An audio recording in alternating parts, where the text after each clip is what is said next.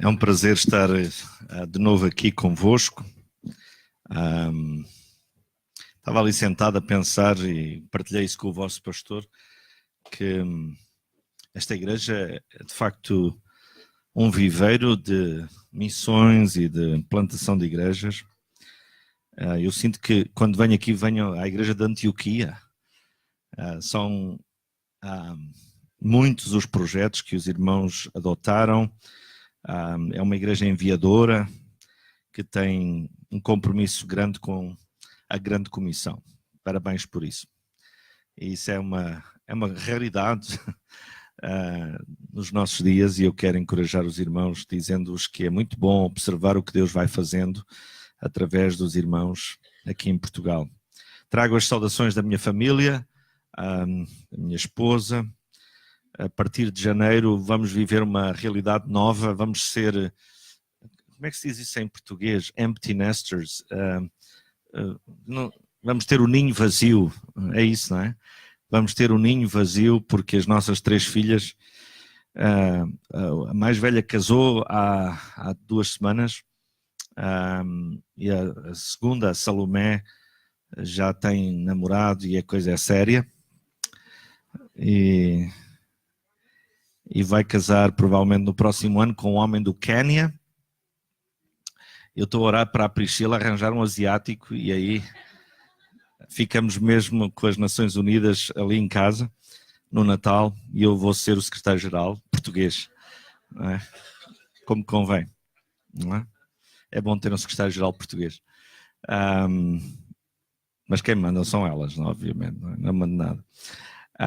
E é bom estar convosco e celebrar aquilo que Deus tem feito também lá e as coisas que o Senhor continua a fazer, surpreendendo-nos.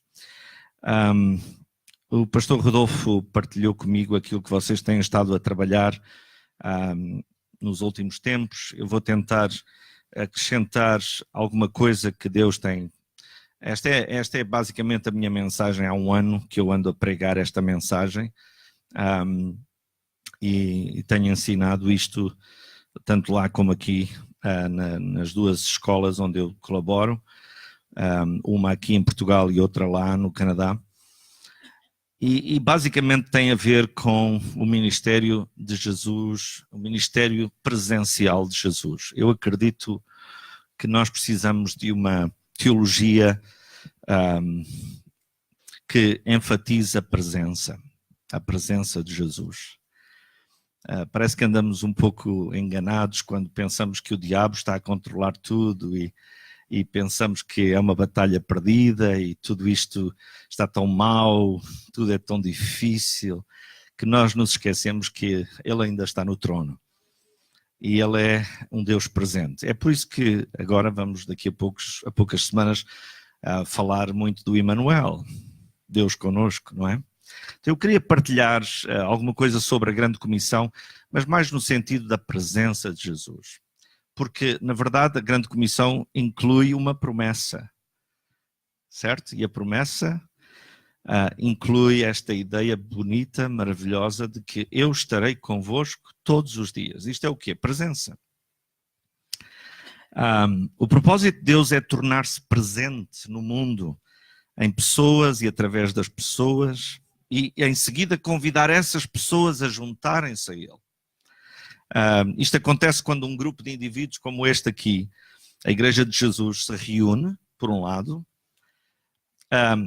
mas também quando se torna realidade visível no mundo a partir de segunda-feira e nós começamos a trazer a presença de Jesus no ambiente onde estamos.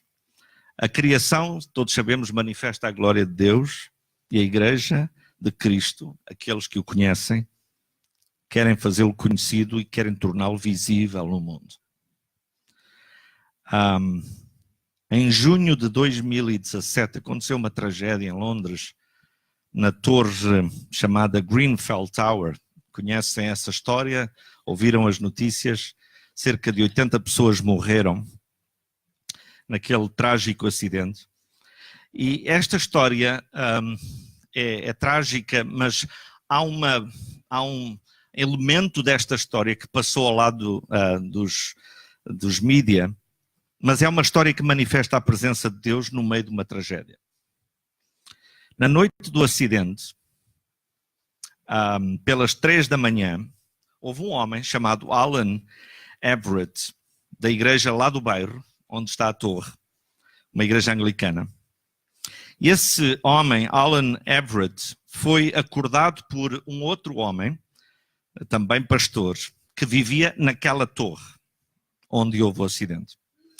E o Alan Everett correu para a sua igreja, lá mesmo no bairro, ligou as luzes e abriu as portas do templo. Foi só isso que ele fez.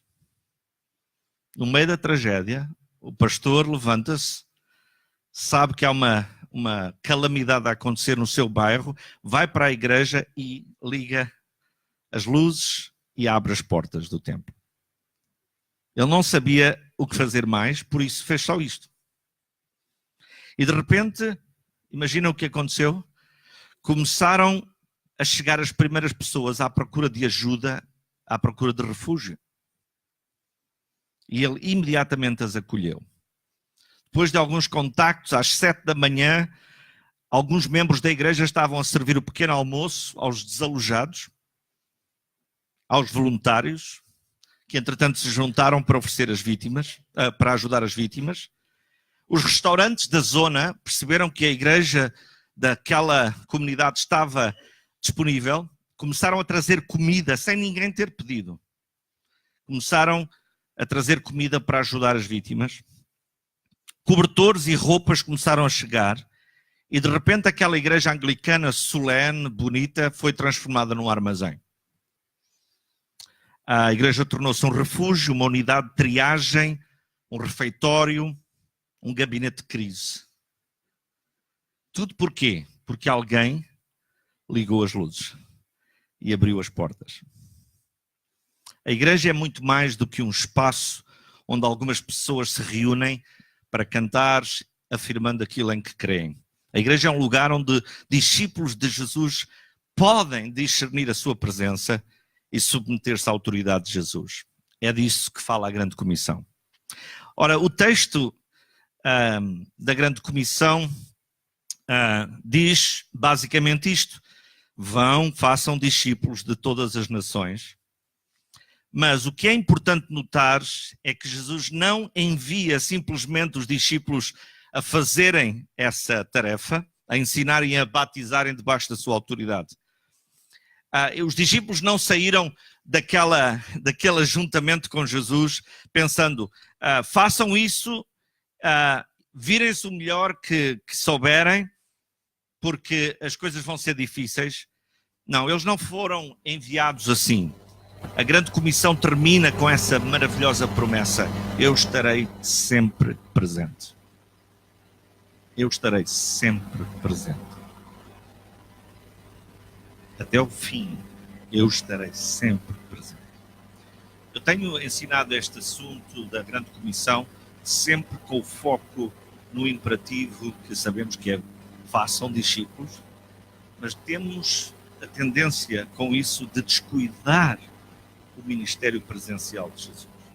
Esta palavra que Jesus usa aqui é basicamente a palavra encarnação. Estar com. Eu vou estar convosco. E esta palavra demonstra a forma como Deus decidiu expandir a presença de Jesus na terra através dos seus discípulos à medida que eles são enviados para cumprir a Grande Comissão. Há um homem chamado David Fitch que fala deste assunto e ele diz o seguinte: a Grande Comissão é cumprida quando a Missio Dei e a encarnação se encontram. Eu gosto muito deste conceito. É nesse lugar que o Pai reina. É nesse lugar para o qual o Filho foi enviado e onde o Espírito torna a presença do Filho real, que esse encontro entre a Missio Dei e a encarnação tornam visíveis, através do povo de Deus, o amor de Jesus.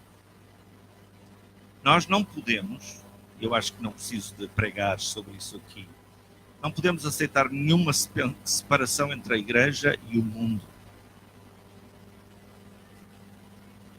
passamos a vida preocupados com a influência do mundo na igreja. Mas não podemos separar a igreja do mundo. A igreja tem que estar no mundo. Não pode ser do mundo, mas tem que estar. A Trindade está ativa, Jesus está ativo, não só através da igreja. Deus está presente de forma única hoje em Jesus. E por consequência, onde quer que a igreja atue como presença fiel de Jesus, há sinais de graça e de esperança. Portanto, a nossa responsabilidade é fazer com que a presença de Jesus seja real no local de trabalho, na escola, na universidade, onde quer que sejamos chamados a servir. E para cumprirmos essa grande comissão, eu tenho aprendido que nós somos chamados a ocupar 3 espaços sagrados. Eu queria falar muito rapidamente sobre isso. Os 3 espaços sagrados que devemos ocupar como Igreja de Jesus Cristo e tornar visível a presença de Jesus. E esses espaços são basicamente 3 mesas distintas. A presença de Jesus precisa de ser discernida em 3 mesas distintas.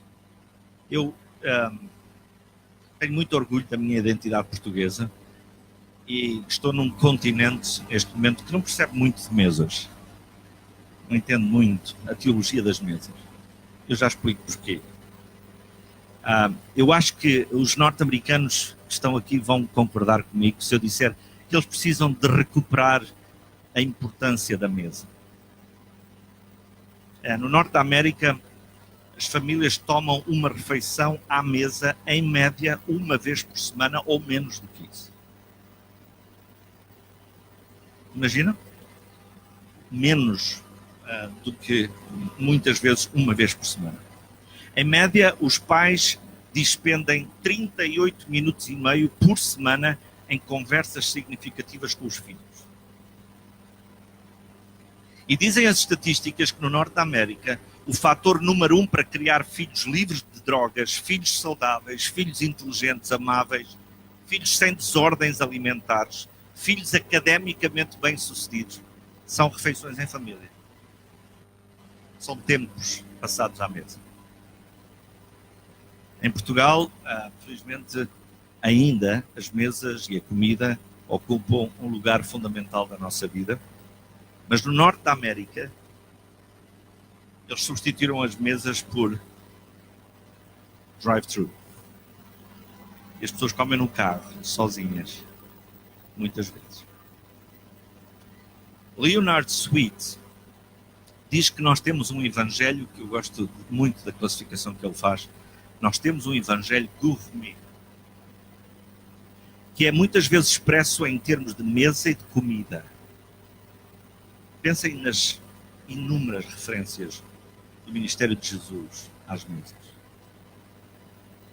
O próprio Senhor, enquanto nosso pastor, garante que em momentos de vale, de sombra e da morte, Ele prepara uma mesa, um banquete, um cálice de transbordo. E o Martinho Lutero estava muito certo quando dizia que a teologia é conversa de mesa. É conversa de café, se quiser. Jesus nunca vendeu a comida do Pai. Ele convida graciosamente toda a gente para a mesa. A imagem favorita de Jesus para o reino de Deus é um banquete onde todos se sentam à volta da mesa. Eu acabei de comprar uma casa lá no Canadá e estamos a fazer todas as diligências para a nossa sala pôr uma frase que é basicamente uma frase que eu vi num restaurante nos Estados Unidos que diz: aqui há lugar à mesa. A mesa é um símbolo da graça de Deus e da sua bondade. Ao nos sentarmos à mesa, nós ocupamos um lugar sagrado. As pessoas que amamos são aquelas que normalmente se sentam à mesa connosco. Nós partilhamos o melhor de nós. Fazemos refeições carregadas de amor.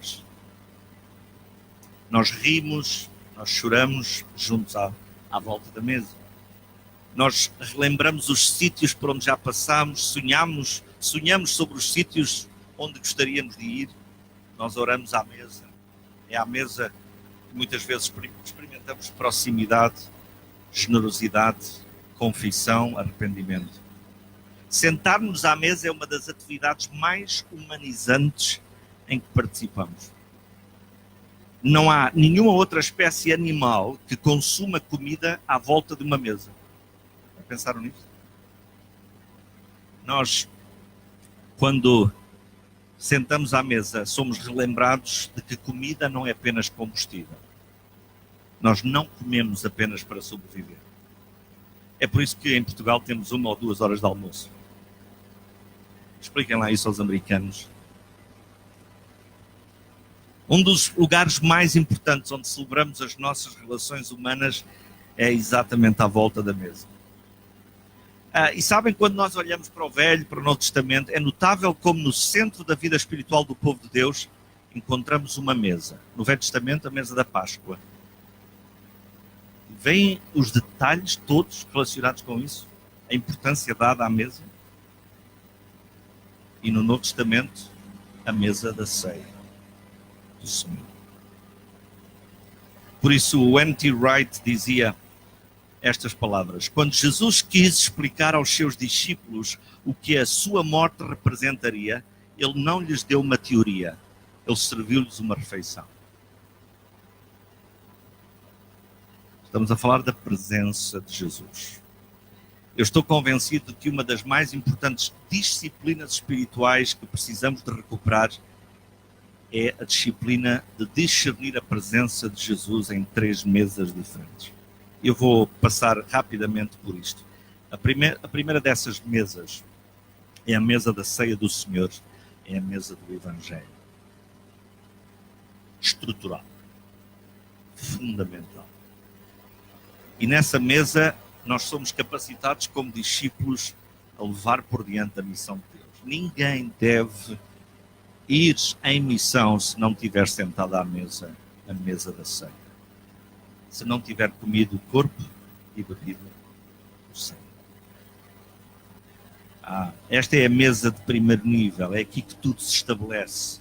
E quem é o anfitrião? Jesus. É ele quem te convida. A mesa não é do pastor Rodolfo, nem dos anciãos, é a mesa do Senhor. Ele preside, ele está no topo da mesa.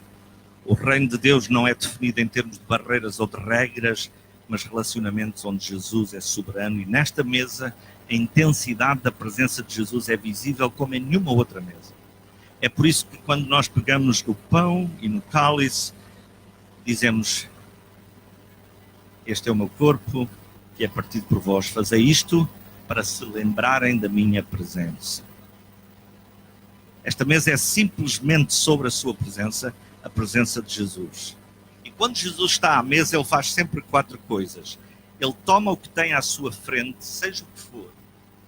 Ele abençoa o que tem. Ele nunca toma a bênção para si mesmo, ele abençoa o que tem. E em seguida, ele parte o que tem, ou seja, ele estimula a partilha do que é partido, o pão, que ele tem, e finalmente ele distribui entre os seus discípulos. A mesa da ceia do Senhor é uma mesa que nos proporciona comida sólida, alimento substancial, que é o Evangelho, a morte e a ressurreição de Jesus. E nesta mesa nós temos a oportunidade de discernir a presença de Jesus em nós, o nosso relacionamento com ele é discernido. Nesta mesa nós temos a oportunidade de nos autoavaliarmos e nesta mesa eu discerno a presença de Jesus noutras pessoas. Quando eu tomo o pão e eu tomo o cálice, eu discerno a presença de Jesus em mim e nos meus irmãos. Isso leva-me a uma renovação do meu compromisso com Cristo. Devolve ordem à minha vida. A presença do Senhor Jesus ressurreto é visível nesta mesa para nos renovar para um compromisso de tornar visível a presença de Jesus. Isto é o meu corpo que é partido por vós. Façam isto para se lembrarem da minha presença. Sempre que nos encontramos à volta desta mesa, discernimos a sua presença, partindo o pão. Ele não está presente no pão ou no vinho, está presente em nós. Nós reconhecemos o facto de que, por causa da sua presença, hoje podemos ser perdoados. Eu acho a mesa do Senhor, a mesa da ceia do Senhor, absolutamente essencial. Tu não podes envolver-te em missão no mundo até ao momento em que te aproximas da mesa do Senhor em unidade com os teus irmãos. Ninguém pode sair desta mesa zangado. Nós temos que sair desta mesa reconciliados com Deus e uns com os outros. Quando separamos a igreja da mesa, perdemos o Evangelho. E perdendo o Evangelho, perdemos a missão. Portanto, não imaginem envolvimento em missões ou tornar visível a presença de Jesus se não tomaste o pão e não bebeste o cálice. Agora, cuidado, porque as igrejas que ficam só com uma mesa, elas tendem a ficar como um ghetto, à volta de si mesmas, falando uma linguagem que só elas percebem. Por isso precisamos de uma segunda mesa. É a mesa da família. A mesa da família dá-nos a oportunidade de experimentarmos o que é viver sob a autoridade de Jesus. Nós falamos muito de grupos familiares, falamos muito de células, os nomes são muito variados, grupos de vida, seja o que for.